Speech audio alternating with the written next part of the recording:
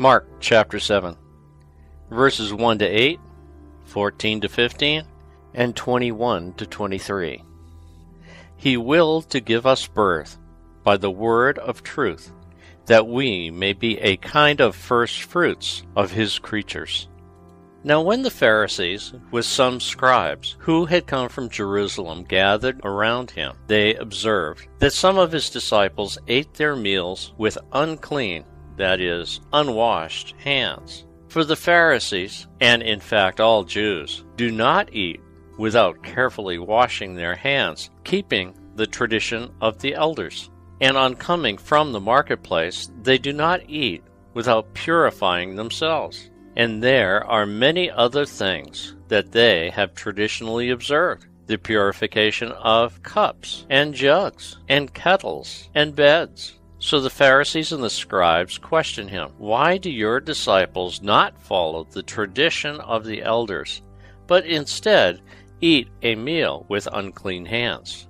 He responded, "Well did Isaiah prophesy about you hypocrites, as it is written, 'This people honors me with their lips, but their hearts are far from me.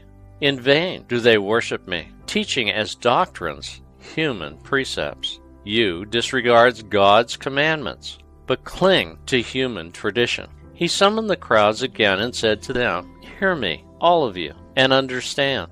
Nothing that enters one from outside can defile that person, but the things that come out from within are what defile. From within people, from their hearts, come evil thoughts, unchastity, theft, murder, adultery, greed, malice, deceit, licentiousness, envy, blasphemy, arrogance, folly. All these evils come from within, and they defile."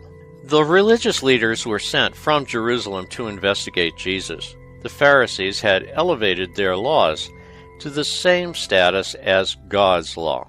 Jesus scolded them for keeping their law and the tradition in order to look holy instead of honoring God. The hand-washing ritual was a man-made law. Mark carefully explains, "For the Pharisees and all the Jews do not eat unless they wash their hands, observing the traditions of the elders." Why did Mark so carefully explain these traditions? Remember, Mark is writing to a Gentile, a Roman audience, who would not have understood the hand-washing ritual. Originally, for the Jews, the law meant observing two things. It meant, first and foremost, the 10 Commandments of God, and second, the first 5 books of the Old Testament called the Torah, or Pentateuch. There was another law called the oral law. It is also called the tradition of the elders. These oral traditions, these rules and regulations, were not written down until long after the time of Jesus.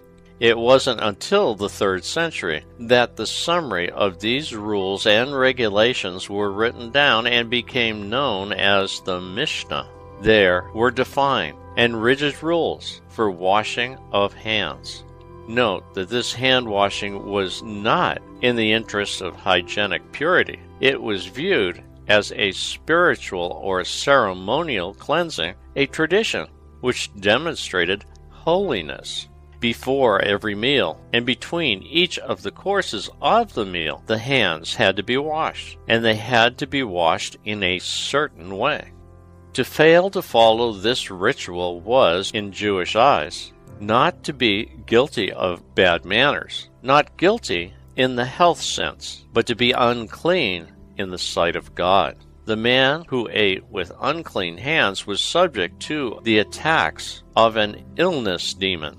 To the Pharisaic and scribal Jew, religion was the following of God's laws and man-made rules. Ritual and ceremonial regulations like hand-washing were considered to be evidence of being of service to God. Moral religion was buried under a mass of taboos and rules. Jesus had no use for all these regulations, thus they considered him to be an evil person. There is a fundamental separation between a man who sees religion in legalistic terms and the man who sees religion as honoring and loving God and loving his fellow man. One seeks to control, and the other is a humble giver. As we can see from Jeremiah chapter 17, verses 9 and 10, what comes out of the heart is most important. The heart is deceitful above all things and desperately corrupt. Who can understand it? I, the Lord, search the mind and try the heart, to give to every man according to his ways, according to the fruit of his doing. The Pharisees are hypocrites for two reasons.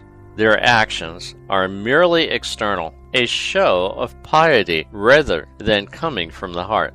Second, their teaching of traditions are not God's laws, and thus are not of equal value.